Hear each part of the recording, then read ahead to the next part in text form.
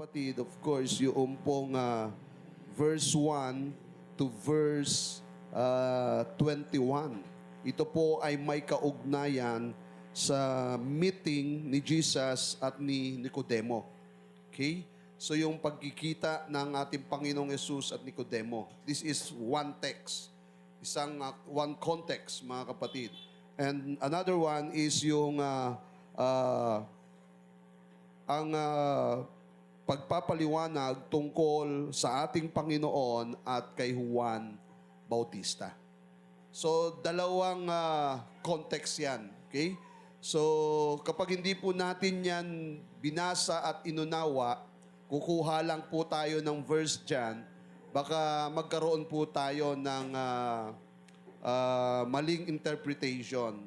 Just like John chapter 3 verse 16. Kasi very famous and popular yung verse na ito. So, every Christian always use this verse. No? For God so loved the world that He gave His only begotten Son, that whosoever believeth on Him should not or shall not perish, but have an everlasting life. Isipin niyo mga kapatid, the only point there para daw po ang tao ay hindi mapahamak at magkaroon ng buhay na walang hanggan is to believe.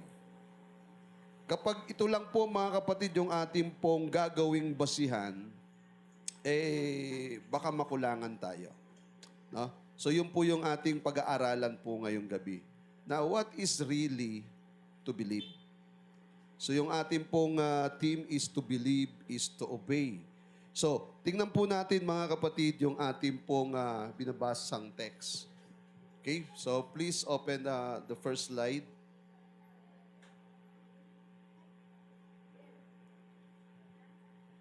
Yan. So, meron daw pong isang pariseyo na ang pangalan niya ay Nicodemo. Isang gabi siya po ay pumunta sa ating Panginoong Jesucristo.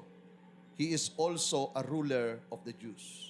Si Nicodemo, mga kapatid, matalino, mayaman, may kapangyarihan. So, hindi siya ordinaryong Hudyo. No? In fact, mga kapatid, siya po'y tagapagturo sa mga Hudyo. No? Kaya sinabi sa kanya ng Panginoon na, guru ka pa man din. So, ibig sabihin, mga kapatid, si Nicodemo ay nasa mataas na kalalagayan. Isang gabi, lumapit siya sa Panginoon. No? Ibig sabihin, nais niyang konsultahin ng Panginoon sa isang napakahalagang bagay.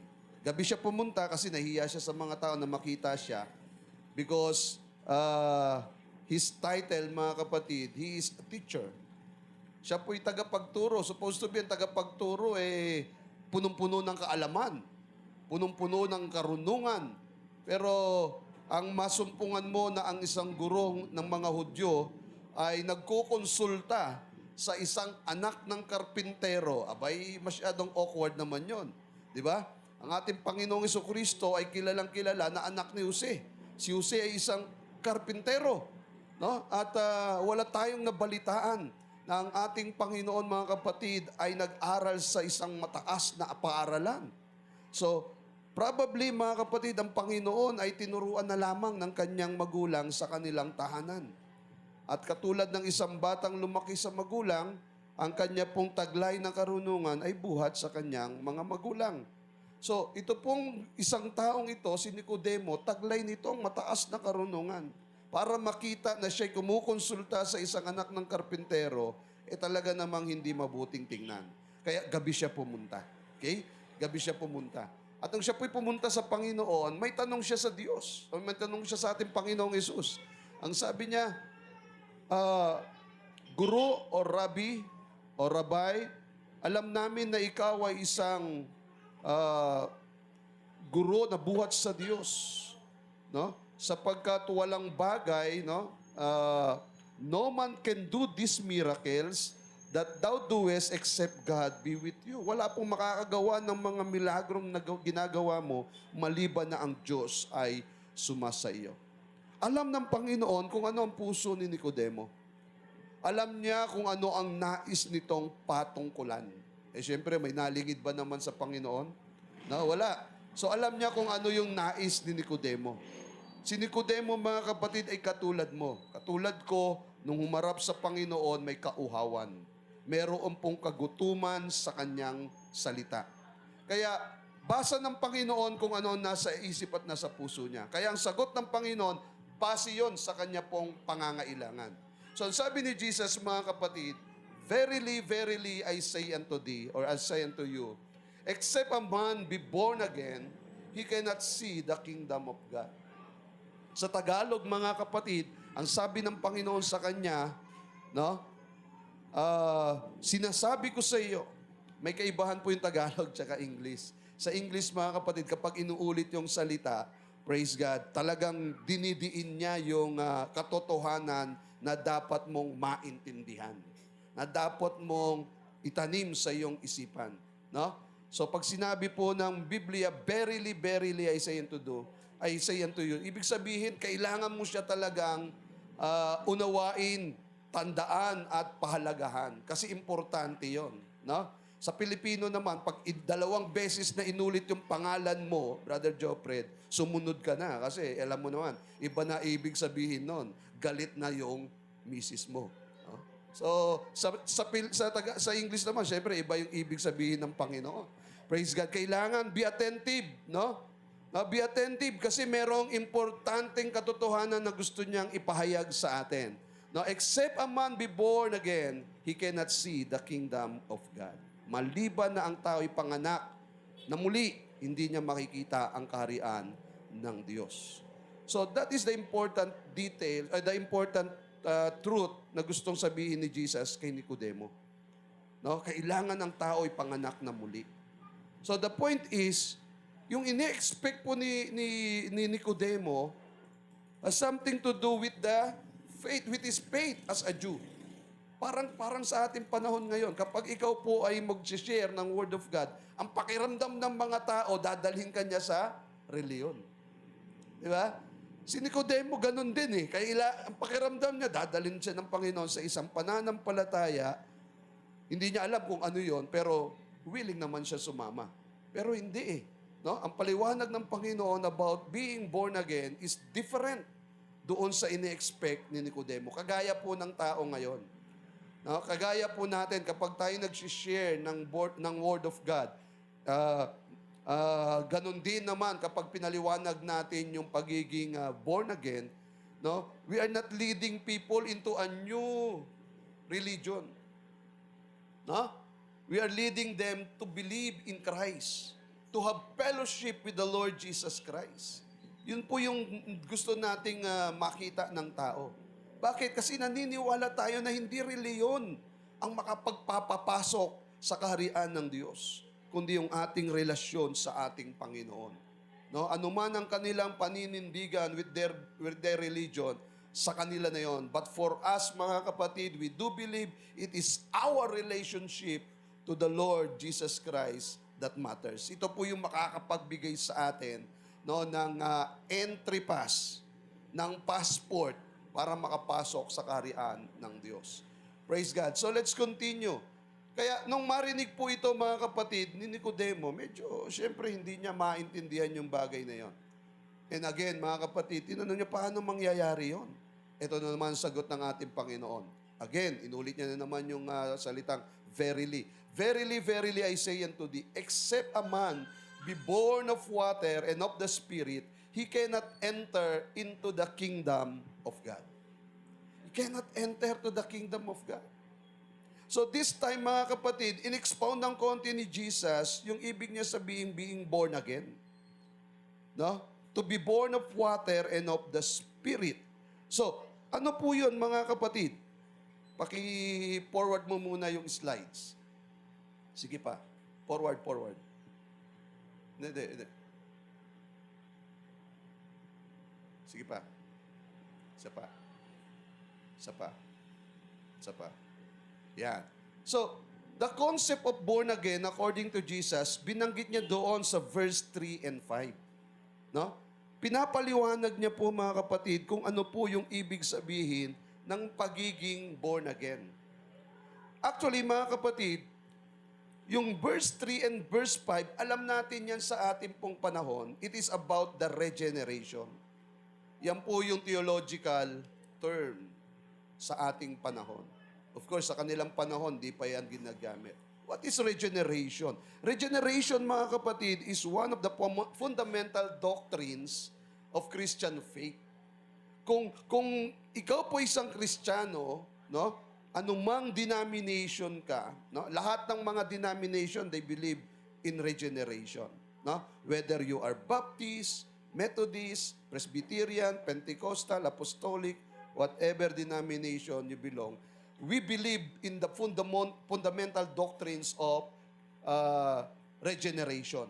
Ano ba yung regeneration sa ating mga Kristiyano? This is recreating or transformation.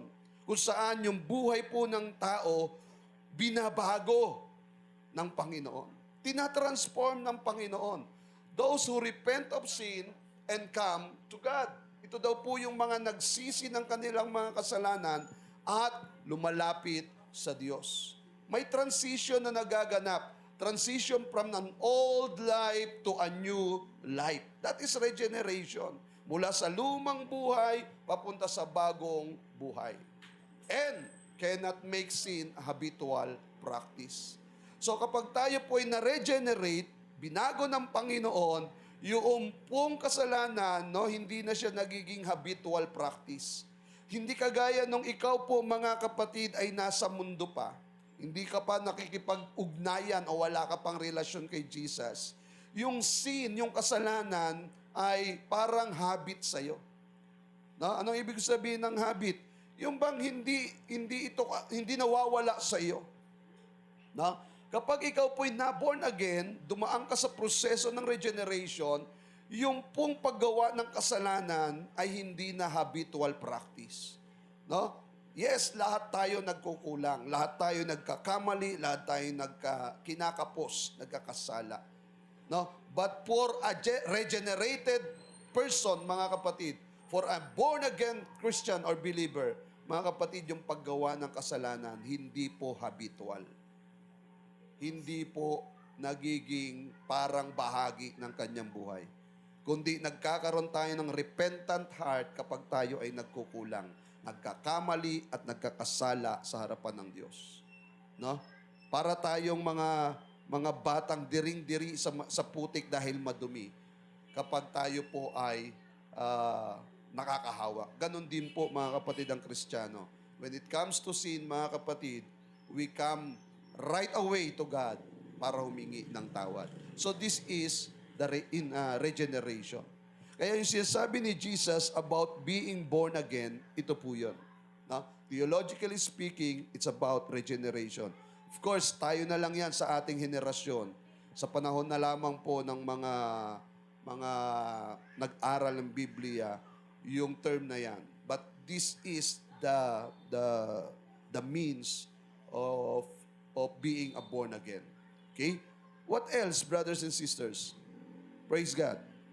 So diyan po, mga kapatid, sa verse 3 and 5 pa rin, binanggit po yung water and spirit. Being born in water and of the Spirit. So water and Spirit has something to do with the cleansing work of the Holy Spirit. Kaya kung pupuntahan niyo po yung Titus chapter 3 verse 5, makikita niyo po yung ganito. Okay, puntahan po natin sa aklat ng Tito, Kapitulo 3, talatang 5. Ano po yung ibig sabihin ng born in water and of the Spirit?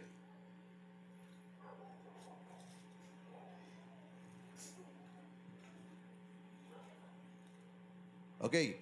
So sabi rito, mga kapatid, sa Tito, Kapitulo 3, talatang 5.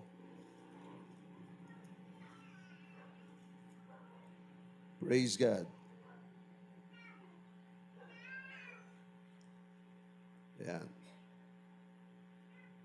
Iniligtas niya tayo, hindi dahil sa ating mabubuting gawa, kundi dahil sa kanyang habag sa atin.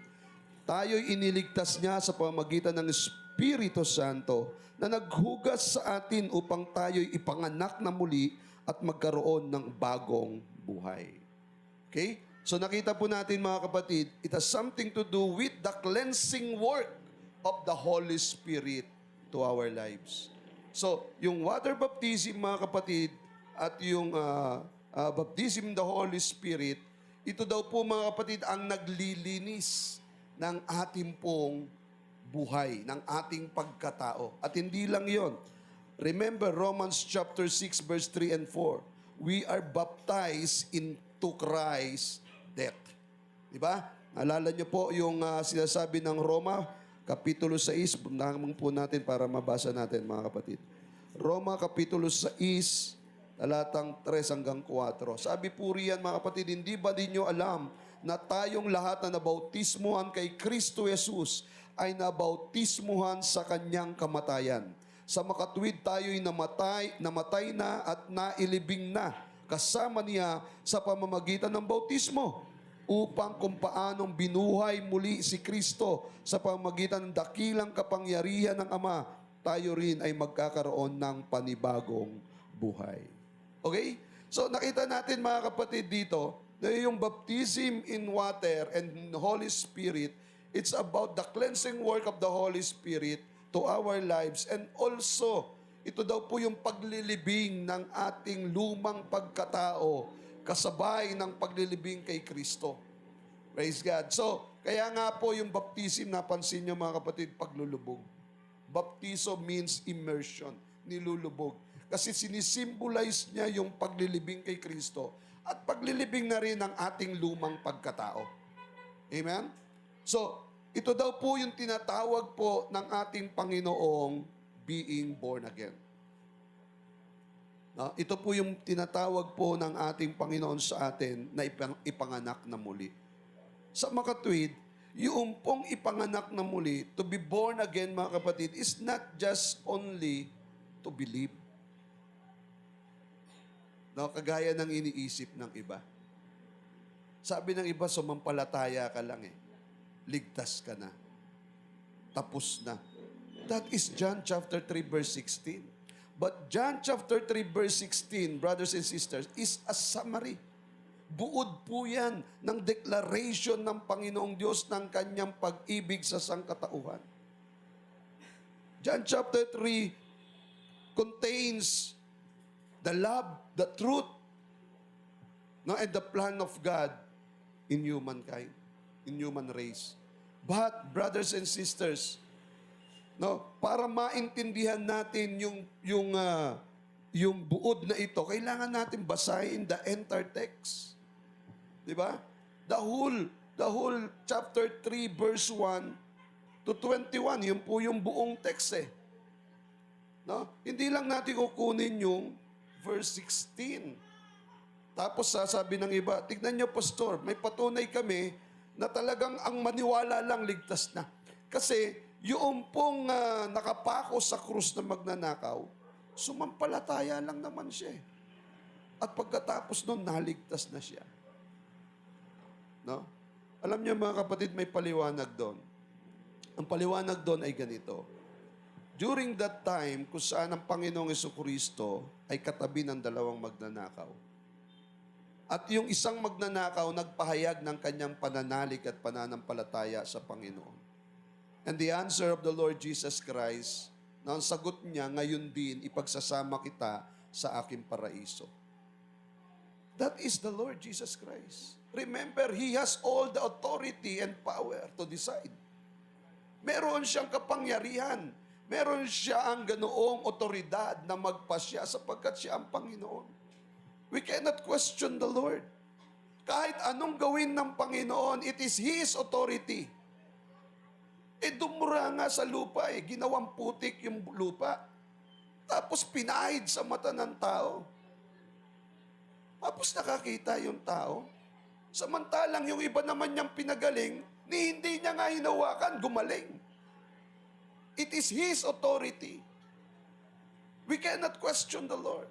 Kaya kung naligtas man ng magnanakaw na yon, hindi siya dumaan doon sa born again experience na tinatawag natin. It doesn't mean, mga kapatid, talagang to believe lang. Authority yon ng Lord. For us, tayo pong mga anak ng Diyos, we must go to the process to the Lord's explanation about our salvation. Pwede mo bang alisin yung John chapter 3 verse 3 and 5? At John chapter 3 verse 16 na lang yung susundin mo? No, that is the whole context. Iyan ang po ang buong context eh. Pag sineparate mo yung lumipas na mga talata at doon ka lang magko-concentrate sa 16, magkukulang ka. Sapagkat ang buong talata o buong konteksto kasama po yung verse 1 to verse 15. At hindi lang yon, kasama rin siyempre yung mga sumusunod. Tuloy natin yung pagbasa. Pagkatapos ng verse 16, basahin po natin yung verse 17. O sabi ng verse 17, isinugo ng Diyos ang kanyang anak, hindi upang hatulan ng parusa ang sanlibutan, kundi upang iligtas ito sa pamamagitan niya. Hindi hinahatulan ng parusa ang sumasampalataya sa anak, ngunit hinatulan na ang hindi sumasampalataya, sapagkat hindi siya sumasampalataya sa kaisa-isang anak ng Diyos. Ganito ang paghatol ng Diyos, na paritos sa libutan ng ilaw, ngunit inibig pa ng mga tao ang dilim kaysa liwanag, sapagkat masama ang kanilang mga gawa. Kinasusuklaman ng mga gumagawa ng masama ang ilaw ni hindi lumalapit dito upang hindi mahayag ang kanilang mga gawa. Ngunit ang namumuhay ayon sa katotohanan ay lumalapit sa ilaw upang mahayag na ang mga ginagawa niya ay pagsunod sa Diyos. So what is this? So this is doing good and coming to the light. Verse 19, 20, and 21. Okay? So doing truth and coming to the light. Ang tao daw po, mga kapatid, likas na nabubuhay sa kadiliman. No? Talagang siya po ay iwas sa liwanag kasi siya po ay isinilang na makasalanan. At ang kanya pong desire ng puso niya is about the world, the flesh, no? The things in the world.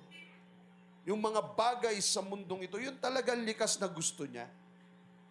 Kaya ang taong wala pang kaugnayan o relasyon sa Panginoong Jesucristo, yung lust of the flesh, lust of the eyes, and the pride of life, ang meron siya. Kaya huwag kang umasa na ang unbeliever magpapakumbaba sa'yo. Huwag kang umasa na ang unbeliever, mga kapatid,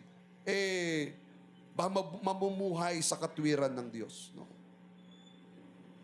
It will not happen. Kasi, mga kapatid, sabi ng Panginoong Jesucristo, dumating ang liwanag pero mas pinili ng taong mamalagi sa kadiliman. Ayaw nilang lumapit sa liwanag kasi mahahayag ang kanilang mga gawa. Jesus is the light of this world. Ayaw nilang lumapit sa Panginoon kasi ang pakiramdam nila, mga kapatid, pipigilan sila. Maaalis na sa kanila yung mga dati nilang ginagawa. Yun naman talaga mangyayari. No? But it will happen, no? Sa pamamagitan din naman ng pagkilos ng banal na Espiritu. No? Yung hindi ka masasaktan. Yung hindi ka, mga kapatid, parang nanghihinayang. Iba yun eh. Iba yung parang nanghihinayang at parang nasaktan nung alisin sa kanya yung bagay na di mabuti. Kundi kung ang banal na Espiritu ang kumilos sa iyo, mga kapatid, marirealize mo isang araw, wala na pala sa iyo yung dati mong bisyo. Kasi Holy Spirit ang kumilos. Ni hindi ka po nanghinaya. Di ba? No, hindi ka po nasaktan kasi ang kumilos ang banal na Espiritu. Not unlike, mga kapatid, kung sarili mo lang, nilalabanan mo yung isang bagay na hindi mabuti based on your own strength. No? Based on your own understanding. Mahirap yon. No? Mahirap yon. Kasi, mga kapatid, kapag hindi ka nagtagumpay, madi-discourage ka, tapos, pati, baka magkaroon pa yon ng epekto sa iyo. No? Di mo nagawa eh. Pero kung ibibigay mo yan sa Panginoon at hayaan mo ang banal na Espiritu ang kikilos para dyan, praise God, mapagtatagumpayan mo yan at ang mangyayari mga kapatid, magkakaroon ka ng kapayapaan. Amen? Kaya nga po yung relationship natin sa Panginoon, importante. Kasi submission na rin yan sa ating Panginoon. Siya na po yung gagawa para sa atin, no? Yung ating pong mga bagay na tinatangkilik sa buhay, no? Bilang mga Kristiyano, mga kapatid, o bilang isang tao, at hindi mo kayang isuko sa Panginoon, ang Diyos niyang gagawa upang ito ay mapagtagumpayan mo. Yun ang dahilan kung bakit gusto ng taong ma-born again ang bawat isa. Yan ang dahilan kung bakit nais ng Panginoong Diyos na ang lahat ng tao makaranas ng born again experience. Kaya sabi ng Panginoon, you must be born again. Kailangan kang ipanganak na muli. Amen. So, na-realize kaya ito? Naintindahan kaya ito ni Nicodemo? Of course, hindi. Pero kaya pinaliwanag po sa kanya ng Panginoon. So, let's go back to the verse, mga kapatid. Balikan po natin yung verse na kung saan pinapaliwanag ni Jesus kay Nicodemo yung bagay na ito. Praise God.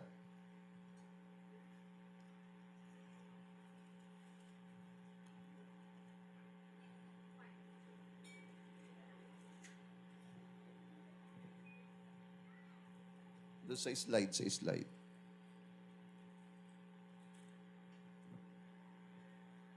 Ayan. Sa verse 8. Verse 8. So sa verse 7 sabi diyan, you must be born again. Sabi ni Jesus, marvel not that I say unto thee, you must be born again. Sabi niya sa verse 8, the wind bloweth where it listeth, no? Listeth, and thou hearest the sound thereof.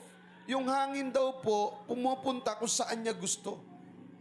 At naririnig lang natin siya, nararamdaman lang natin siya. But canst not tell whence it cometh and whither it goeth. Hindi natin alam saan nanggaling at saan papupunta. So sabi niya ganon, sabi ni Jesus, so is everyone that is born of the Spirit. Ganon din naman yung mga ipinapanganak sa Espiritu. You never know kung saan galing yung mga taong ito. Kung paano ito kinilusan ng Diyos. Magugulat ka na lang, wow, nandito na siya sa harapan mo, kasama mong nagpupuri sa Diyos. Kasi ang pagkilos ng banal na Espiritu, mga kapatid, hindi mo madidiktahan. No? Ikaw ba, may nagdikta ba sa'yo kung bakit ka nandito? Wala naman. No? It is the work of the Holy Spirit. Kumikilos siya, mga kapatid, nang hindi natin namamalayan, nang hindi natin nalalaman. Kaya importante yung belief mo, yung pananampalataya mo sa Diyos. Importante yon kasi kumikilos ang Diyos. May mga bagay na hindi natin kayang kontrolin, pero meron tayong bahagi upang ang Panginoon ay mahabag. Diba, meron kang asawa, meron kang kapatid, meron kang anak. Hindi mo kontrolado yan. Hindi mo kontrolado isip niyan. Hindi mo kontrolado puso niyan. They will decide whatever they want. Wala kang kontrol dyan. Akala mo na sumusunod sa'yo kasi nakaharap ka eh. Nanay ka o kaya tatay ka. So, akala mo sumusunod sa'yo. Dinilidilata mo lang ng mata. Tutungo na yan. Susunod na yan. Akala mo lang yon. Pero pag talikod mo, susunod pa kaya? Hindi mo alam. Amen? Kaya yung mga magulang, akala nila mga kapatid sumusunod yung mga anak nila. Pero may sariling pasya yan. No? Ang tanging paraan para magkaroon ka ng kapayapaan, no? Sa mga anak mo, sa asawa mo, sa magulang mo, dali mo sila sa Panginoon. Dali mo sila sa Panginoon. Pray for them. Manalangin ka para sa kanila na ang Diyos kikilos sa buhay nila. Kasi kung effort lang natin, mga kapatid, meron tayong kahinaan eh. Minsan nga, mga kapatid, meron sinusukat din tayo ng mga yan. Magulang ka, anak mo, o kaya asawa mo, sinusukat ka rin yan. O kaya magulang mo, lalo na, susukatin ka niyan. Tignan ko nga, kung talaga nagbago na tong anak ko. Susukatin ka niyan. So wala kang kakayahan. Tanggapin mo yon. Kailangan nating magtiwala sa kapangyarihan ng Panginoon. Amen? Manalangin tayo. Ipag-ayuno natin yan. Then, share the word. Share the word. Kailangan niyang marinig yung ebanghelyo ng Panginoon. Kailangan niyang marinig yung salita ng Diyos. Pag sinabi mo yun, so be it, tapos na. Hayaan mo ang kapangyarihan ng salita ang kumilos naman sa kanilang buhay. Amen? Hindi natin kontrolado eh. Di ba? So, sabi dyan ng, verse 8, the wind bloweth where it listeth, and thou hearest the sound thereof, but canst not tell whence it cometh, and whither it goeth. So is everyone that is born of the Spirit. Verse 9. Titig din si Keisha eh. Mabagal ba? Praise God. So, Nicodemus answered and said unto him, how can these things be? Paano ito? Paano ito mangyayari lahat ng ito? Anong sabi ng Panginoon? Nakakahiyaman, pero sabi ng Panginoon sa kanya, art thou a master of Israel and knowest that these things. No? Guro ko pa man din. Alam niyo kung bakit? Kasi noong panahon po ng Panginoon at ng mga apostol, kapag ikaw ay guro ng mga Hudyo, alam mo ang kautusan at alam mo ang batas. Yung kautusan ni Moises at ang batas ng kanilang bansa o ng kanila pong bayan. So, kasi hindi naman hiwalay eh. Hindi hiwalay po yung government and church. No? May influence lagi yung church sa government. Kaya para sa mga Hudyo, dapat alam mo lahat pag guro ka. Ang hirap maging guro ng panahon nila, dapat alam mo lahat. No? Sabi ng Panginoon, guro ka pa man din. Ang ibig sabihin ni Jesus, dapat alam mo. Spiritually and politically, dapat alam mo. Or culturally, alam mo. Ganon yung expectation. Ang hirap ng maging guro. Ngayon, sabi ng Panginoon, verily, verily I say to thee, we speak that we do know, and testify that we have seen, and ye receive not our witness. Yung sinasabi ko, yung sinasabi namin, ay yung aming pinatotohanan. Ito pong aming nakita at ito pong aming tinanggap. Amen? Pero hindi nyo tinatanggap.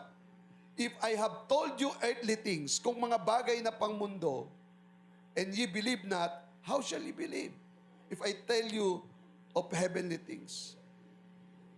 Kung sa mga bagay na pangmundo, siguro yung iba tatanggap, pero yung iba hindi pa nga tumatanggap. Pag yun ang sinabi. No? How much more kung mga bagay na panlangit? Diba? Mga bagay na panlangit. Sino ba ang makakapagpaliwanag ng mga bagay na panlangit? Sino? Yung galing sa langit. Amen? Yung galing sa langit. Verse 13.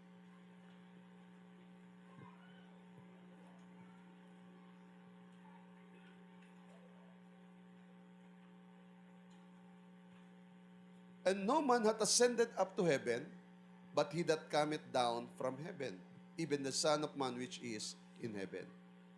Eh wala namang nakapanik, kundi yun ding bumaba. Sino yun? Si Jesus lang naman. So kung meron man tayong dapat paniwalaan, siya lang yun na nakapanik at nakababa. Wala pa pong nakapanik. Yung heaven na tinutukoy ng Panginoon, kung saan siya naghahari, wala pa nakapanik. Eh, pastor, yung mga namatay na Kristiyano, nasaan sila? Sabi ng Biblia, nasa paradise. They are not yet in heaven, doon sa kingdom of God. Wala pa sila roon. Kayo mag-alala, hinihintay pa tayo. sabay-sabay tayong papasok sa kingdom of God.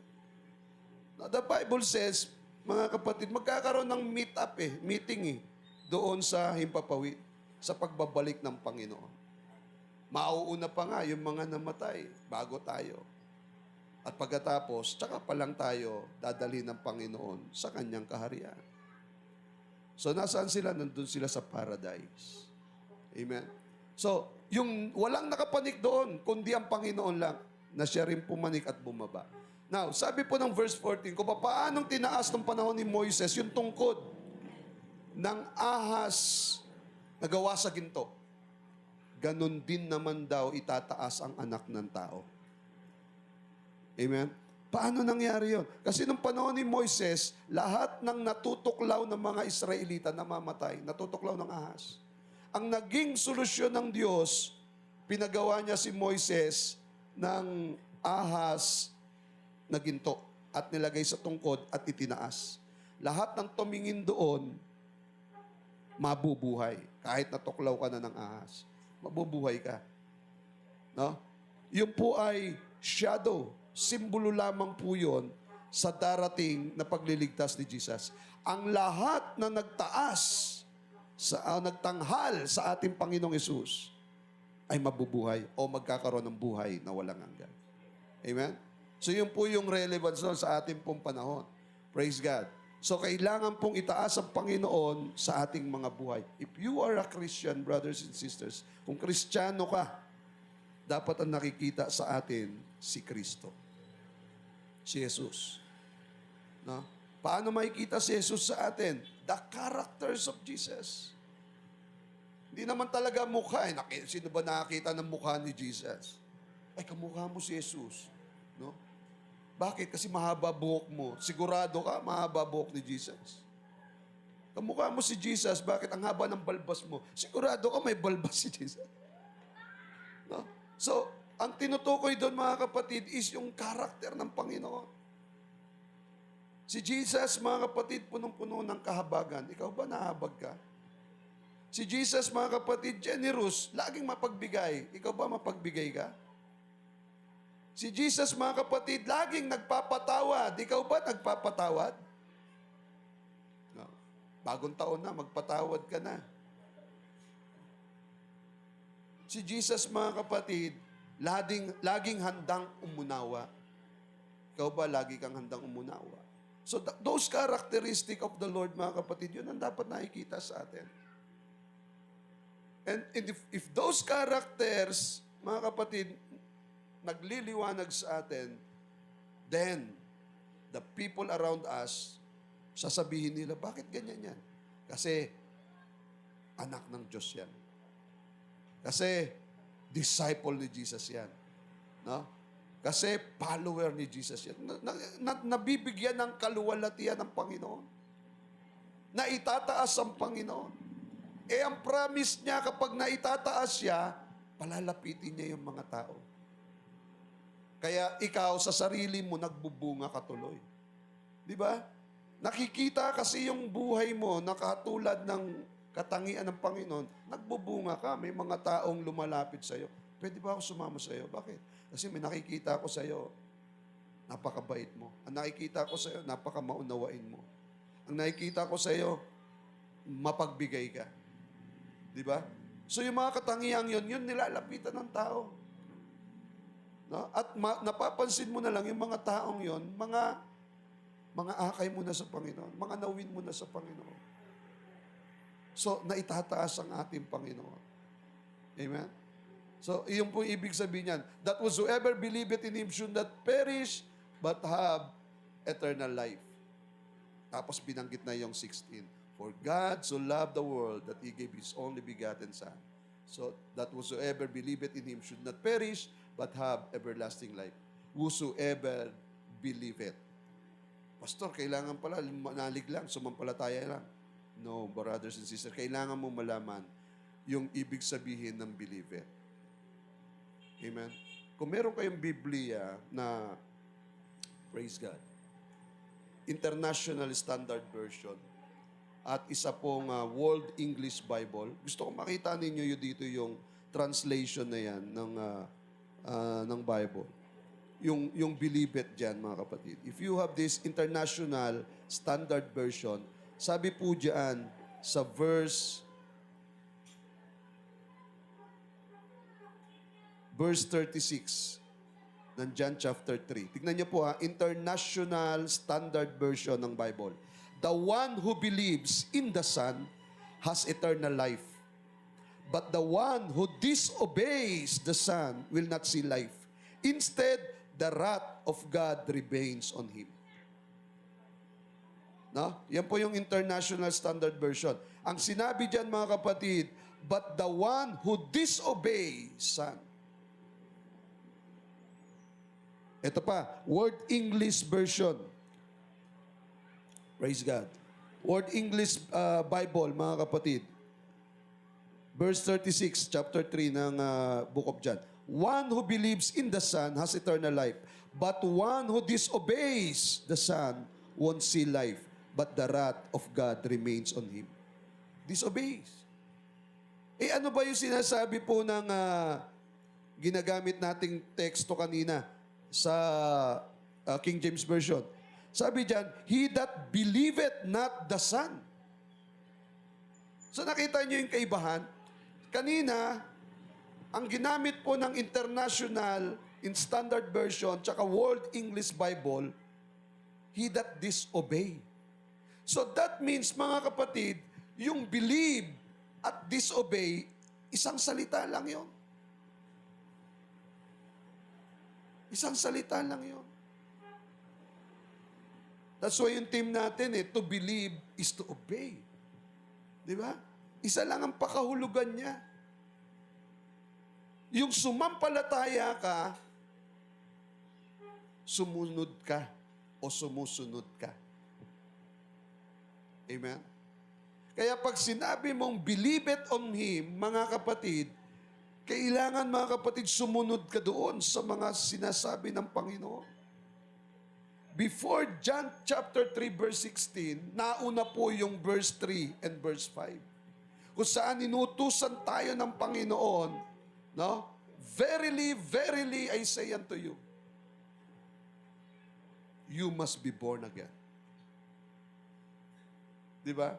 Tutusan tayo ng Panginoon. Kaya if you believe talaga sa Panginoon, you will undergo the born-again experience, which is repentance, baptism, and Holy Ghost experience.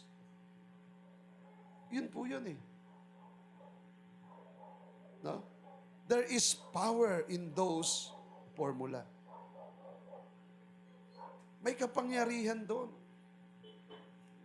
Kapag hindi natin ginawa yun, mga kapatid, at doon lang tayo sa believe na sobrang labnaw, at pinanghawakan na ng marami, manalig ka lang, sumampalataya ka lang, ligtas na tayo. Mga kapatid, nagkulang tayo ng pag-unawa sa ibig sabihin ng to believe. Yun nga, yung dalawang version, pinakita ko sa inyo. Yung ginamit doon na salita, hindi nga believe eh. Disobey. So, ang ibig sabihin pala, mga kapatid, ng believe, to obey. Amen? Kung sinasabi mong sumasampalataya ka, dapat sumusunod ka. Kung hindi tayo sumusunod, hindi totoong sumasampalataya tayo. Amen? Hindi totoong nananalig tayo kung hindi tayo sumusunod. We need to obey the words of Jesus Christ.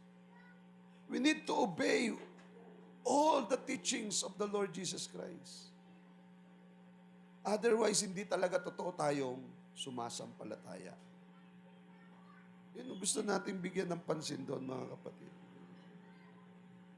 Pagdating po sa ating kalagayan bilang anak ng Diyos, ang requirement niya sa atin, sumunod.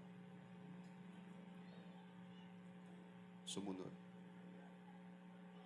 Ang sumusunod sa ating Panginoon ay yun lamang mga tunay na Kristiyano. Yung hindi sumusunod, binanggit yan ng Panginoon.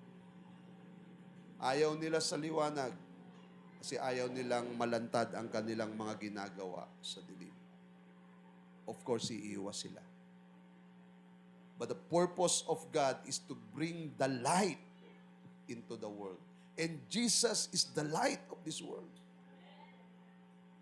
Sila na sumusunod sa Panginoon, nananalig at sumusunod sa Panginoon, sila yung nagkakaroon ng liwanag. At yung liwanag na taglay ng mga taong ito rin yung liwanag na dadalhin mo sa bahay mo, dadalhin mo sa trabaho mo, dadalhin mo kung saan ka ng Panginoon ginagamit. That light will influence other people. Kaya kung doon sa mga trabaho nyo, mga kapatid, hindi kayo kilalang Kristiyano, your light is not shining. Kailangan pakilala nyo na kayo Kristiyano. May kwento dyan yung magkatrabaho.